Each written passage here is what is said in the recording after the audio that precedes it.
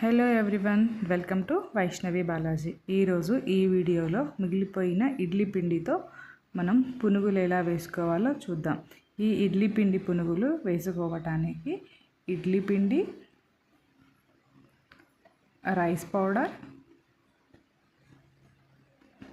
రెండు బాగా కలుపుకోవాలి. ఎందుకంటే ఇడ్లీ పిండి కొంచెం మనకి లూజుగా ఉంటుంది కాబట్టి రైస్ ఫ్లేవర్ యాడ్ చేసుకుంటే మనకి మంచి క్రిస్పీనెస్ వస్తుంది. అందులో ఆనియన్స్, సన్నగా తరుముకున్న చిల్లీ, కరివేపాకు, జీలకర్ర ఇవన్నీ బాగా కలుపుకోవాలి. దీంట్లో సాల్ట్ అవసరం లేదు, ఎందుకంటే మనం ఇడ్లీ చేసినప్పుడు అందులో సాల్ట్ వేసుకుంటాం కాబట్టి అన్నీ బాగా కలిసేలా కలుపుకొని స్టవ్ వెలిగించి బ్యాన్ పెట్టి అందులో ఆయిల్ పోసేసి వేడెక్కిన తర్వాత ఇలా వీడియోలో చూపిస్తున్నట్టు చిన్న చిన్నగా పునుగులు వేసుకోవాలి.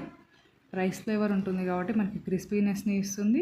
ఇంకొకటి ఆయిల్ అంతగా పట్టదు. హై ఫ్లేమ్లో పెడితే కాలిపోతుంది. మీడియం ఫ్లేమ్లోనే పెట్టుకోవాలి. లో ఫ్లేమ్లో ఉంటే ఆయిల్ పీల్ చేసుకుంటుంది. మీకు నచ్చినట్టు పెద్దగా కావాలంటే పెద్దగా, లేదు చిన్నగా కావాలనుకుంటే చిన్నగా. నాకైతే ఈ సైజు ఓకే కాబట్టి నేను ఇలా స్పూన్తో వేసుకుంటున్నాను. ఇలా మంచిగా మీడియం ఫ్లేవర్లో పెట్టుకొని రెడ్గా వచ్చేటట్టు మనం ఫ్రై చేసుకోవాలి. ఇంతే అండి, చాలా సింపుల్. మనం టిఫిన్ చేసేటప్పుడు కామన్గా ఇడ్లీ పిండి అయినా దోశ అయినా అది మిగిలిపోవడం కామన్.